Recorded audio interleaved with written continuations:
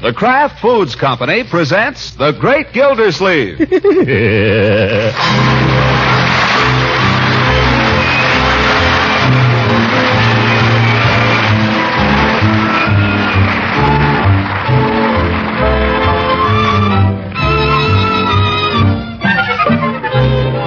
It's The Great Gildersleeve, starring Harold Peary, brought to you by the Kraft Foods Company, makers of Parquet margarine and a complete line of famous quality food products. Now let's join The Great Gildersleeve. But first, let's decide which Gildersleeve we want to join. For Gildersleeve is a man of many sides. Shall it be Gildersleeve, the man of action?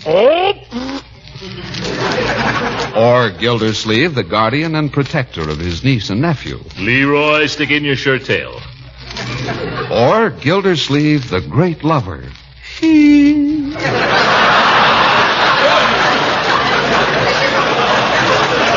No, let us drop in on still another Gildersleeve. The Gildersleeve the world knows as Summerfield's water commissioner, the big shot in his private office in the city hall. Gildersleeve, the executive. Wonder what time it is. 5:15? Must be later than that. Oh, Bessie! Bessie! That Bessie, I'm going to have to let her go. Bessie! Did you call me, Mr. Gildersleeve? That I did, Bessie. What time is it by the clock out there? By the clock? 5:15. Oh, well, all right. Certainly feels later. Have you taken care of these things, Mr. Gildersleeve? I'd like to clear up your desk a little. Yes, it's a mess. How do you expect me to get any work done, Bessie, when you leave papers all over my desk? Oh, I'm sorry, Mr. Gildersleeve. You told me to leave all those folders on annual rainfall so you can use them in your budget report. Oh, rainfall folders. Oh, that's what these are. But what's all this pile here? Oh, those are the monthly financial reports for 1945. You asked for them last week. I wonder what for. Yes, sir, I wondered myself. Well, take them away till I think of it. Yes, sir. What's all this stuff over here? Oh, that's your immediate file, Mr. Gildersleeve. Immediate? Getting a little behind on that, aren't we? Yes, sir. Well, no time like the present, Bessie. Let's just wade through this pile and clean it up. Now? Yes, now. Put that other stuff in the files and then bring your book. Yes, sir. Let's see here. State Association of Water Commissioners. Dear Mr. Gildersleeve, we're making a survey to determine the average power input of municipal pumps in this state. If you could get these figures from your engineer sometime in the next few days and forward them to us promptly, we'll be greatly obliged. Yours truly.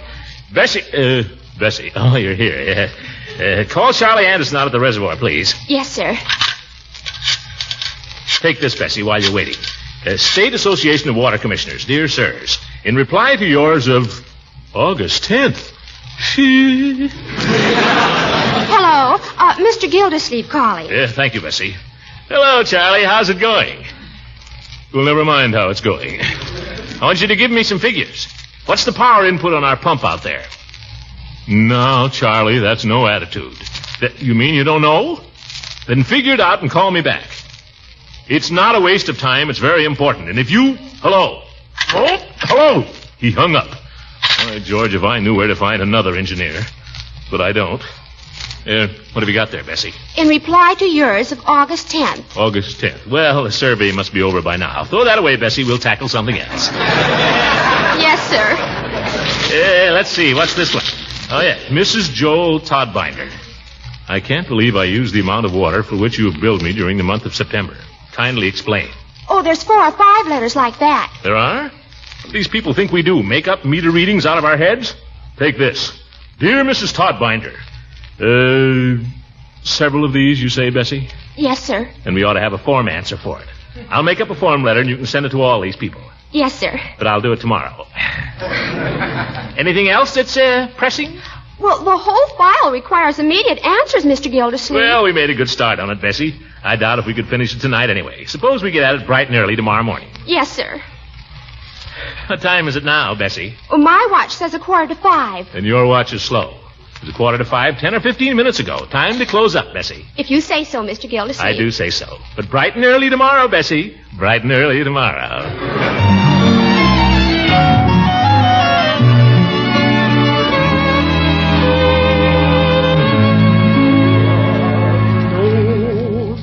trouble I've seen. Nobody knows my sorrow. Hiya, Bertie. You can't have nothing to eat now, Leroy. It's too close to supper. Okay. I told you time and time again, if you want to eat, you come to me right after school and I'll fix you something. You can't come in here just before supper and fill up your stomach. I'm not even hungry. Well, you better be hungry when you sit down at the table. I got us a roast of beef tonight with our brand new November points. Yeah? What's the matter with you, Leroy? Don't you feel good? Yeah, I feel okay. I got another bad report card today. Oh, that's what's preying on your mind. I thought you'd been mighty quiet this afternoon. I'm afraid Uncle hit the roof. Oh, he won't hurt you. He sure was mad last time. I'm scared to show it to him. Make a clean breast of it, Leroy. That's the only way. Just say I done it and I'm sorry. Yeah? Yeah, that's the way I do every time I bust a cup. You do? Yes, sir. Everything open and above board. Handle it that way, nobody ever gets anything on Bertie. Well, I tried hiding it last time. What happened? She. I might try your system this time. What could I lose? That's probably your uncle now, Leroy. Yeah. Go on, son. Get it over with. Sooner you show it to him, the sooner it's all over. That's what I'm afraid of. Go on. He won't hurt you.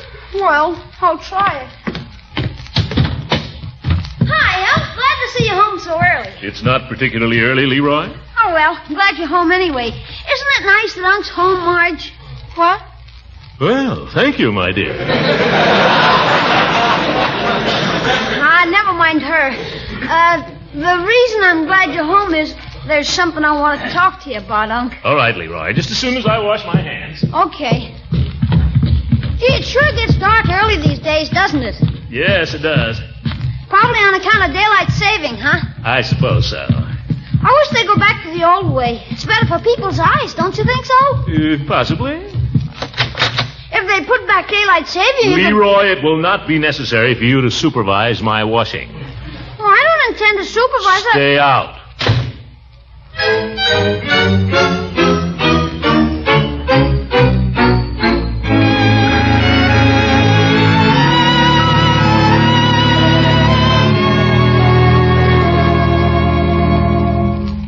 Now, Leroy. Oh, did you have a nice wash? Yeah, fine, thank you. Here's tonight's paper, Unc. Haven't even opened it. Well, a treat. Thank you very much.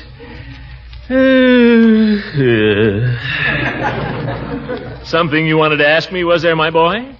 I got my report card today, and it's pretty bad. Oh? Let me see it. I got bad marks and everything. I don't know how to explain it. I work hard. I did all the stuff. I don't know. I must be dumb or something. Come here, Leroy. Let me see the card. Yes, sir?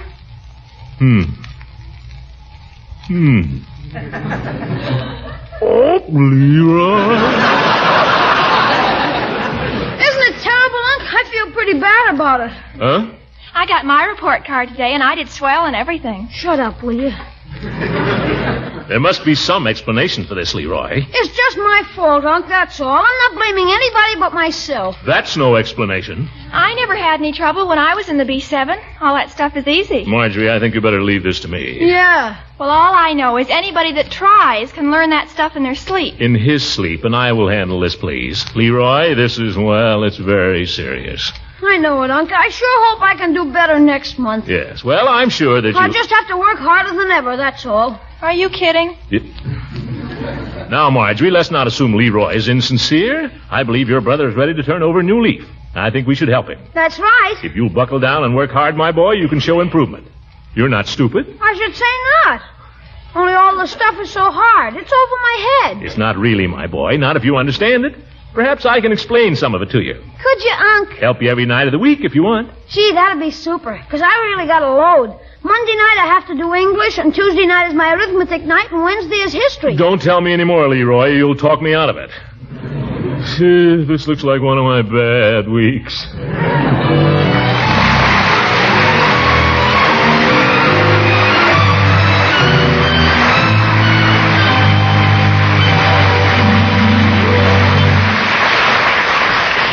The Great Gildersleeve will be back in just a moment.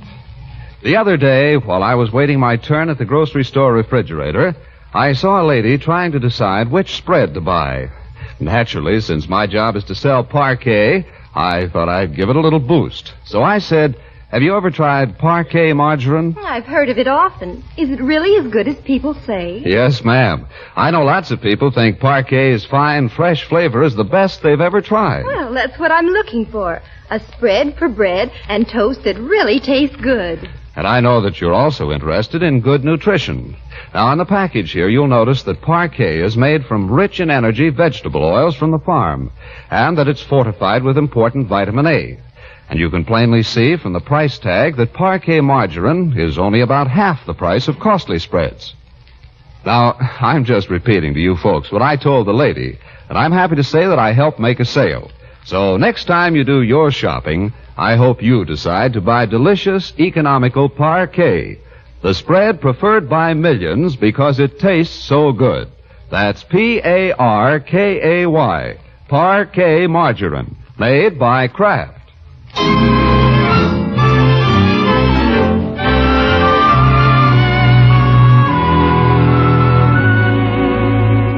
Now let's get back to our story and see how Gildersleeve has been getting along with the education of his nephew. To tell the truth, he hasn't really got around to it. Monday night... Well, Monday, something came up. Tuesday night... Tuesday night, I ran into a friend. Wednesday night... Well, Wednesday was something else. Now it's Thursday, and even Leroy is getting uneasy. Look, Unc, let's face it. I've got to write a composition about the Missouri Compromise, and I've got to have it in tomorrow. Confound it, Leroy. Haven't you done that yet? No, and that's not all. I've got about 9 million problems in arithmetic and a map to draw and a whole lot of spelling. Why do you let it pile up this way? Why do you keep putting it off? I was waiting for you to help me like you promised. Excuses. All I get is excuses. You did say you'd help him, Uncle Mort. Thanks, Marge. When I need to be reminded of my promises, my dear, I'll ask for it. Well, holler. I'll be up in my room.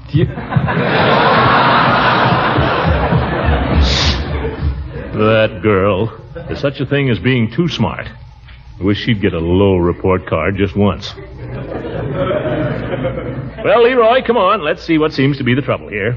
What's your most difficult subject? History. What don't you understand about it? I don't get it, that's all. I can't learn it. Never say can't, my boy. Well, I can't. Nonsense. History can be a very interesting subject if you approach it properly. Well, how do you approach it? By the simple process of learning it. Just learn it, that's all. But I can't. Don't keep saying that. Of course you can learn it. I learned it, you can learn it. Now, for instance, you've got to write a composition about the Louisiana Purchase. Very well. The Missouri Compromise. All right, the Missouri Compromise. It's the same thing. Are you kidding? Well, that is, I mean they're related.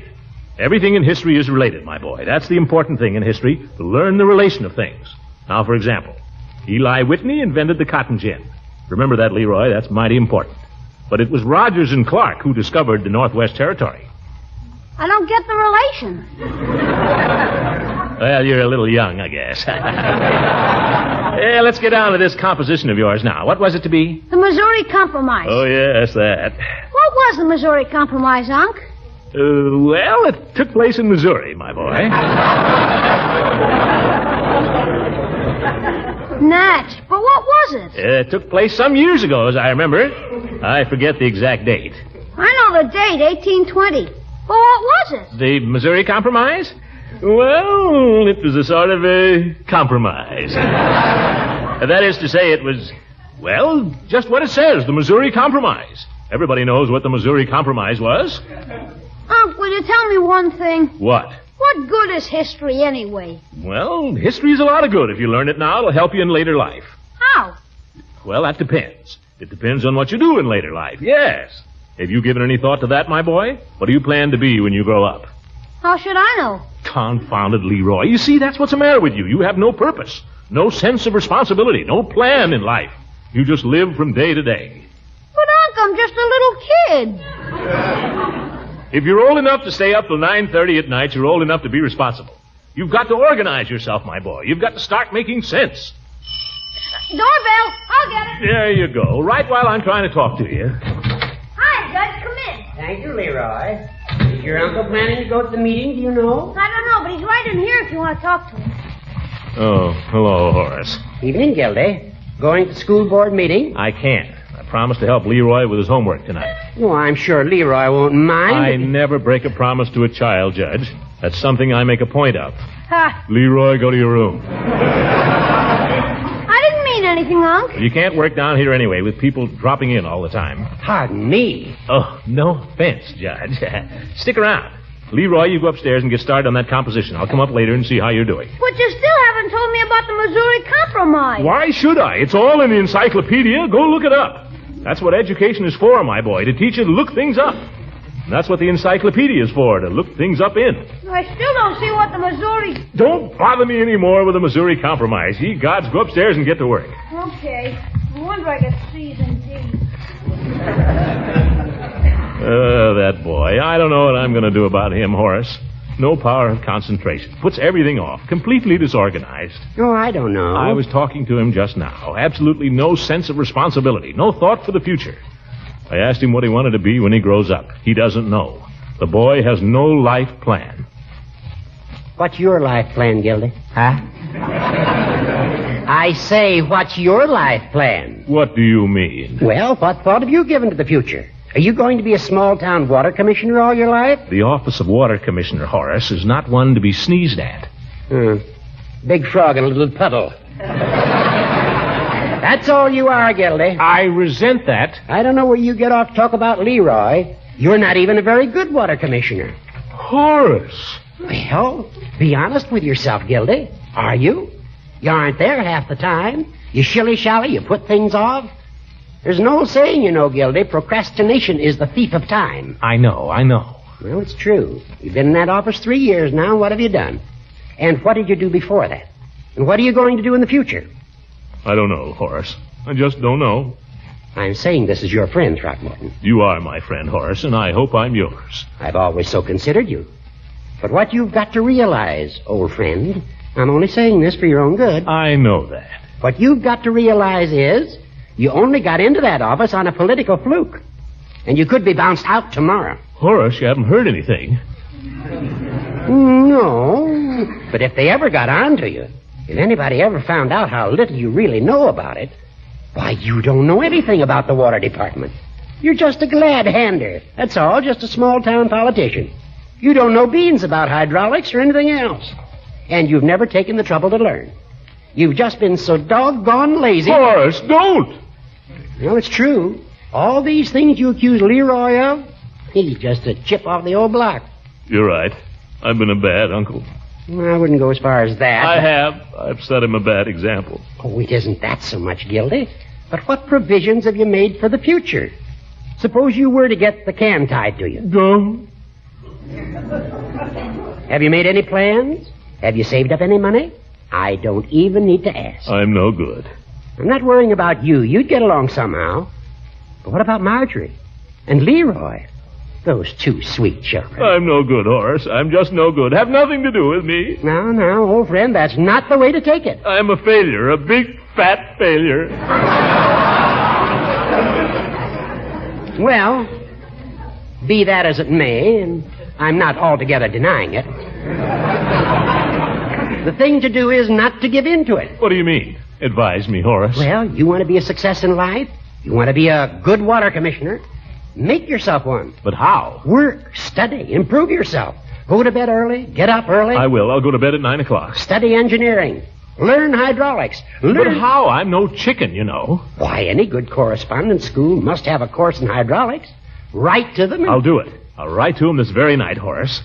Oh, Judge, I don't know what to say to you, but thanks, old friend. Thanks a million.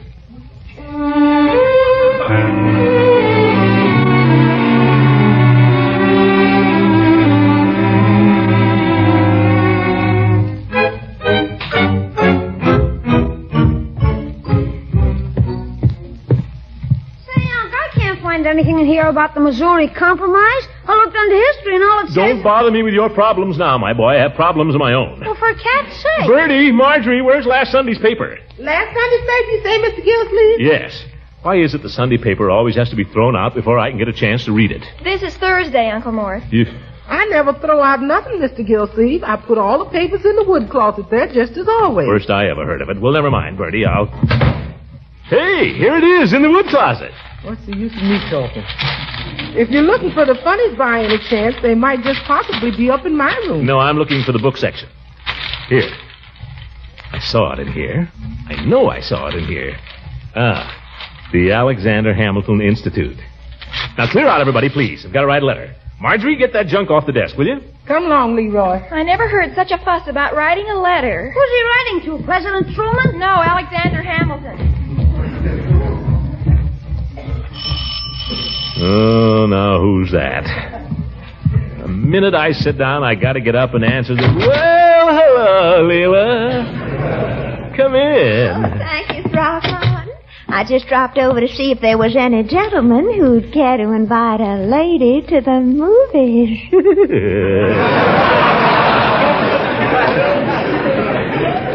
Gee, I'd like to, Leela. They're showing Romance in the Rain. Oh, well, I'd love to go, Leela. The only thing is, in the first place, I've already seen the picture. Oh, did you see it alone? Or... No, I saw it with somebody.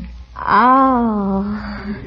How did you like the picture, Throckmorton? Well, tell the truth, I thought it was a little shallow, Leela. Oh, you went with Miss Goodwin. Well, you wouldn't mind seeing it again, I'm sure. I always think what you get out of a picture depends so much on who you see it with, don't you? You bet. I'd love to go, Leela, but you see, I've got to write this letter, and I promised myself I'd get it off this evening. Oh, an old letter. Well, it's kind of important to me. You see, it's kind of a test, Leela. Of myself, I mean. Hmm? I promised myself that for once I'd do something and stick to it. You know, Throckmorton, I don't think you like me anymore. Oh, but I do, Leela. Really, but you just don't understand. Well, not if I practically throw myself at you and you tell me you have to stay home and write a letter to somebody else. But, Leela, I'd like to, but... Leela, tell me something. Yes? Do you think I'm a failure? Why, certainly not. Do you think I'm nothing but a glad-hander and a small-time politician? Gracious, who could ever think a thing like that? Well, that's all I want to know. Let's go to the movies.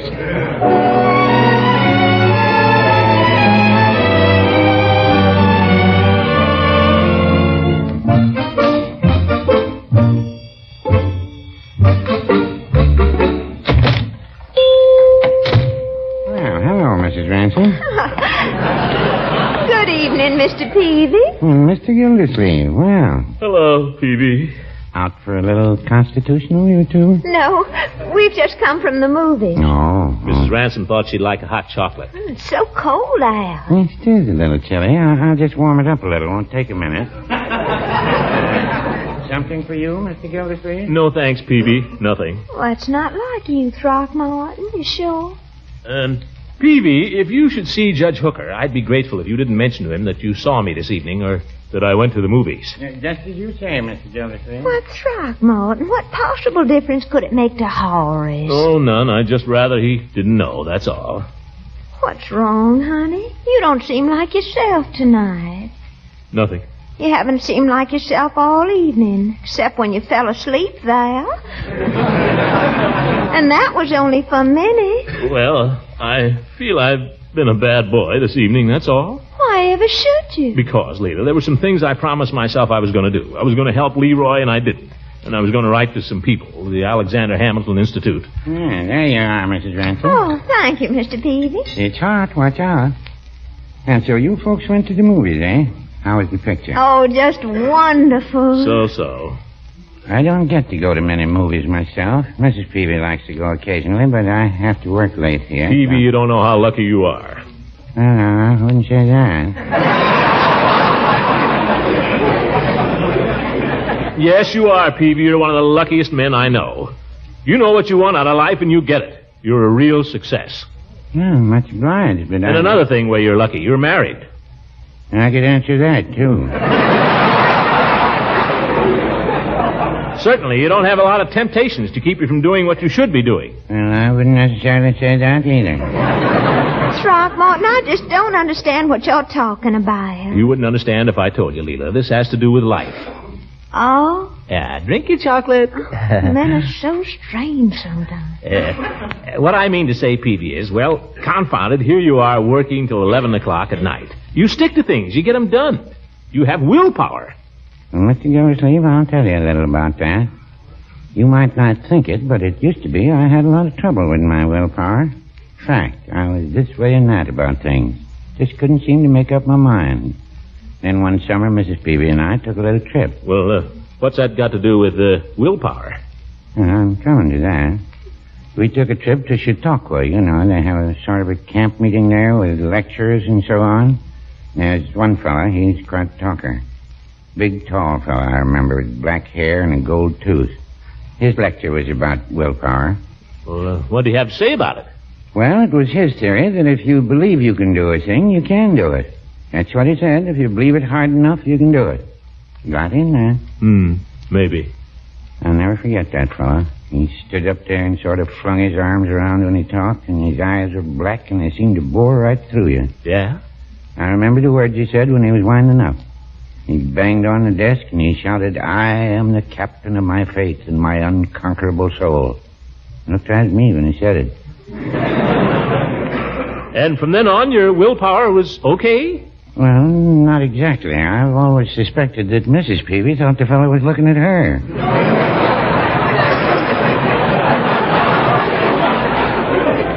Because if there was ever a woman with an unconquerable soul... Keeps me on the beam, though. Yeah, but it's Mrs. Peavy's willpower. Do you think I'd be down here working till 11 o'clock at night if I had my way about it? Why, you're no better than the rest of us, Peavy. You say what? By George, you're all right. Have a hot chocolate on me. You feeling better now, Throckmorton? Oh, great. You want to know something, Peavy? That hooker, the sanctimonious old goat, he's the biggest faker in this town. Well, now, you may be right. Come along, Leela. Good night, Peavy.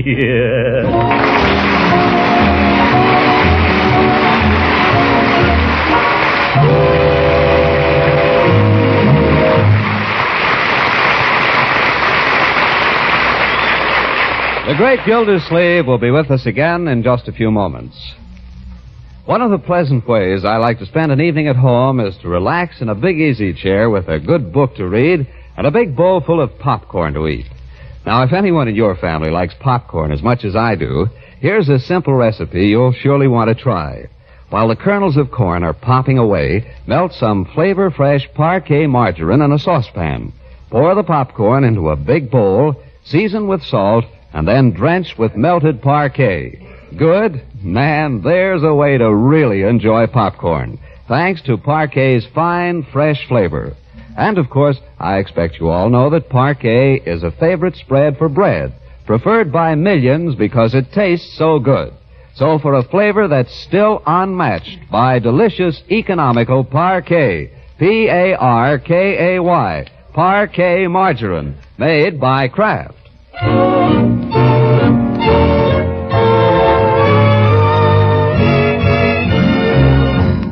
Just a moment, ladies and gentlemen. My little niece Marjorie wants to say something. Well, it's about the Junior Red Cross. That's the American Red Cross for students in high school and elementary school. Yes, fine organization.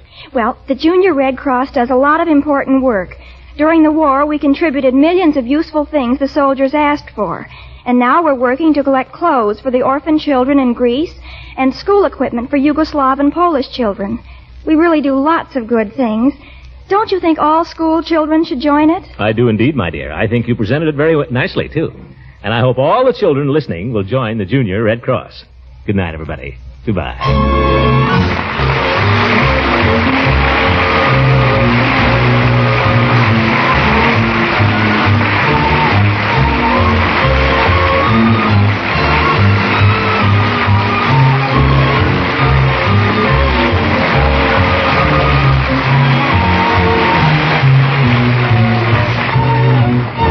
The Great Gildersleeve is played by Harold Peary. It is written by John Whedon and Sam Moore. The music is by Jack Meakin. This is John Lang speaking for the Kraft Foods Company and inviting you to listen in again next week for the further adventures of the Great Gildersleeve. This is the National Broadcasting Company.